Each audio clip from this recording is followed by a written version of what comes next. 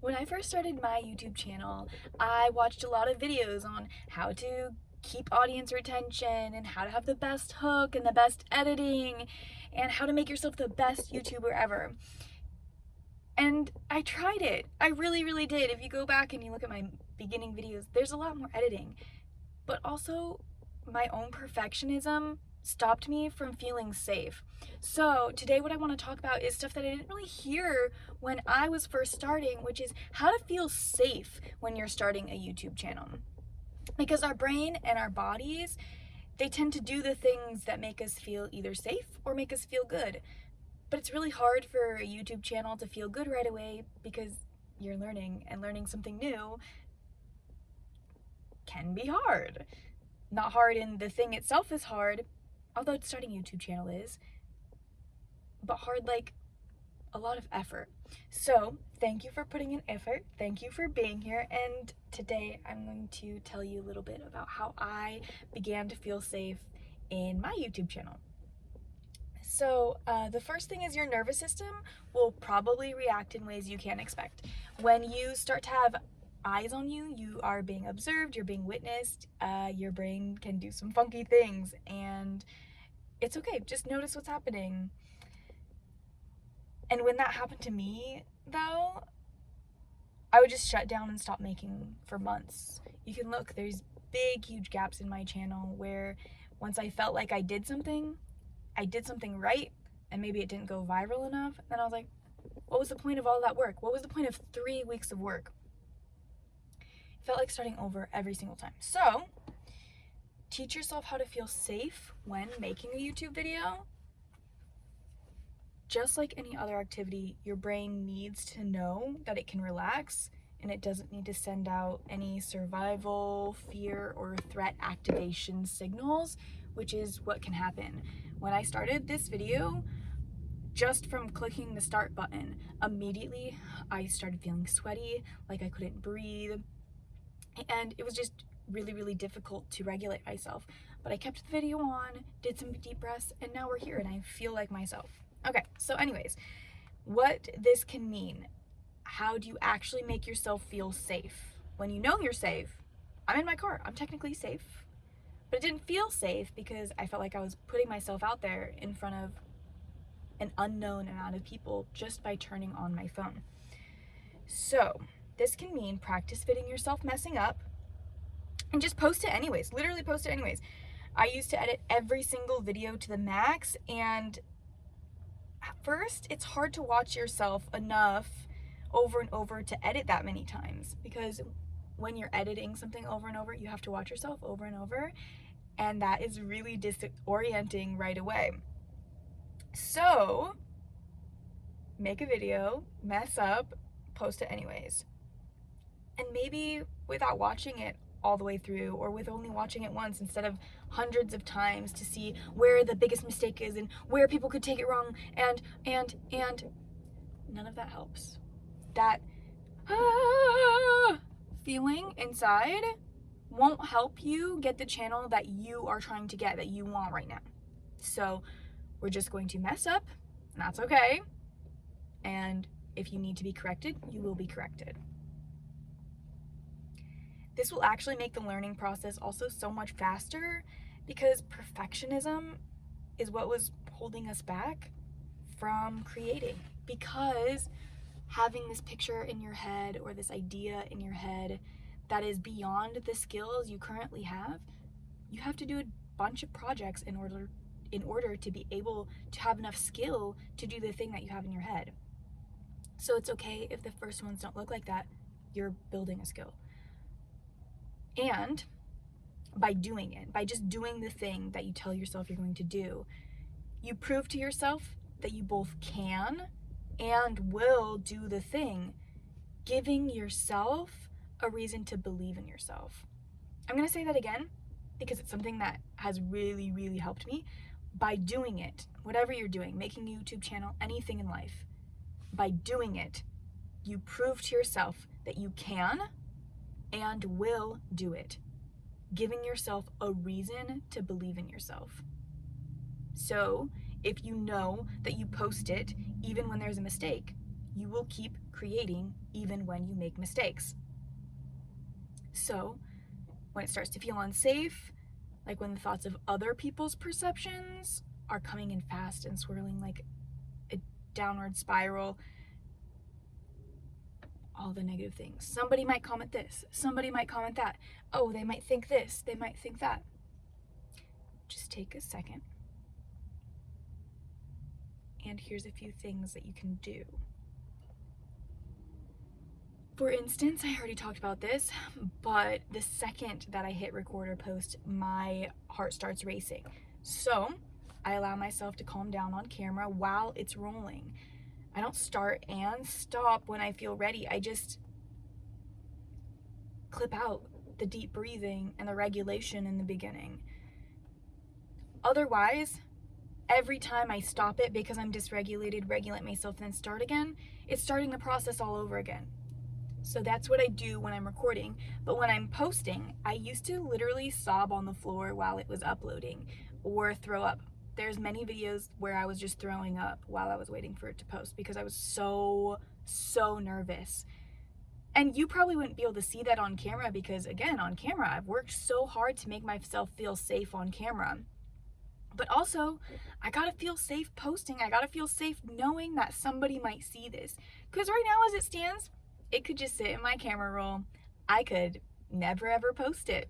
And that's safe. So I want posting it so you guys can see it feel safe to me too.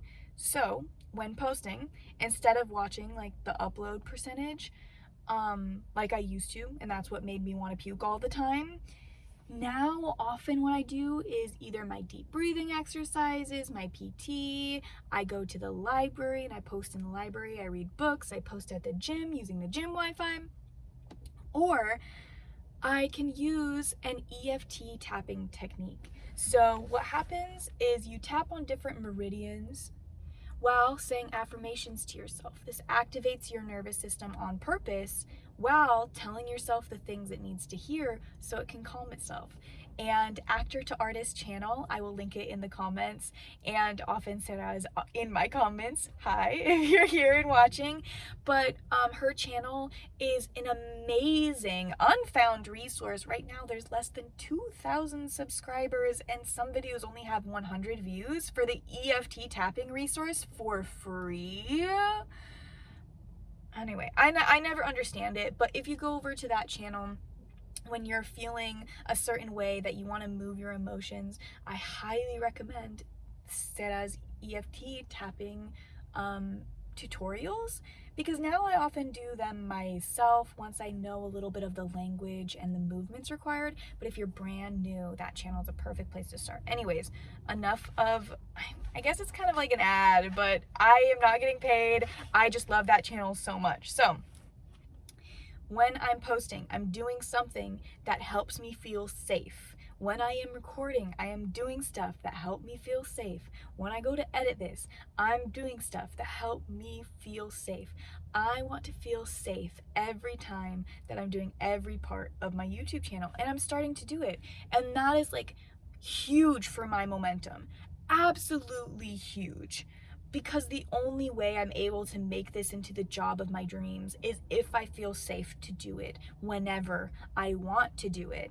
And that is another thing, that this is about feeling safe, but what I'm working on next is I want to feel good. I want to feel good every single time I post a video. I want to feel great, actually. I want to feel like I just accomplished something huge. I don't know how to do that yet. When I do, I'll probably make a video about it. But right now, I feel safe. I feel safe in my body. I feel safe to be who I am. I'm not afraid of making a mistake because I know if I do, you guys will forgive me. You're watching it this far, so why wouldn't you stay? If I stumble a little bit with my words, you're gonna be fine. The good parts that I have to talk about are in my experience and in the things that I've overcome. And that's what we have right here.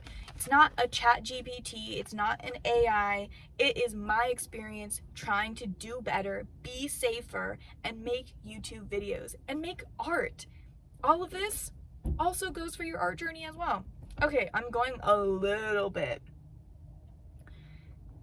Actually, no, I'm not going a little bit too far. I felt like I was going a little bit too far because I was showing you a little bit more of who I am, which is highly energetic and excited and emotional. And sometimes that doesn't feel safe, but that's safe too. So no, I'm not being too much. I'm being myself, and you guys can handle that. Okay.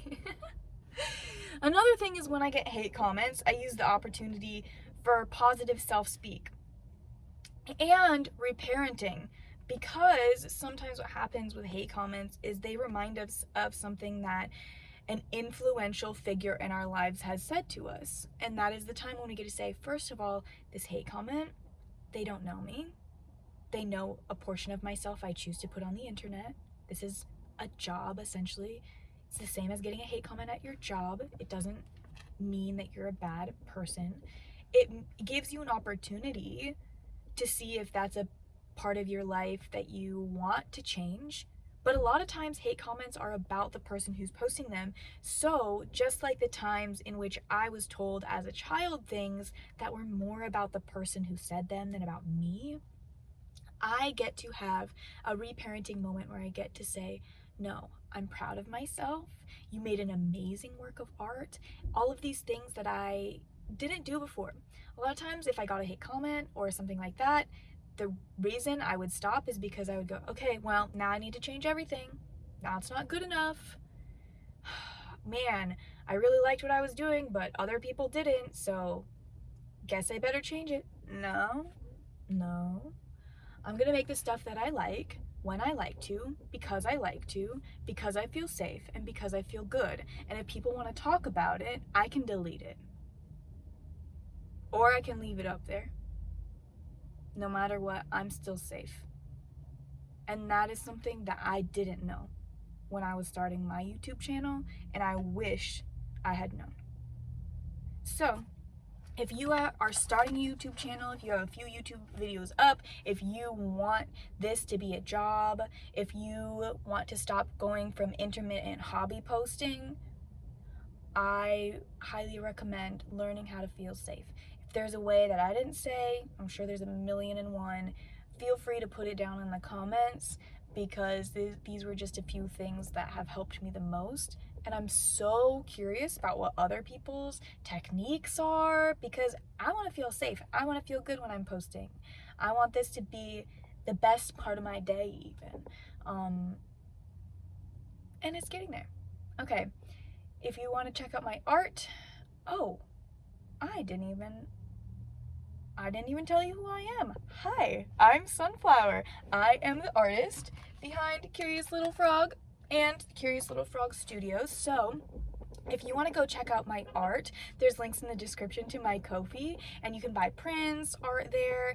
But also, I'm trying to build my own website, so hopefully that's out soon.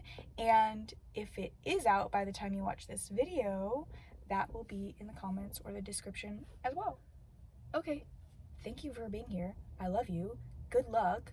If you post a comment about your new channel, I'll probably go check it out and look at your channel, because I love seeing other new channels. But yeah, love you. Bye.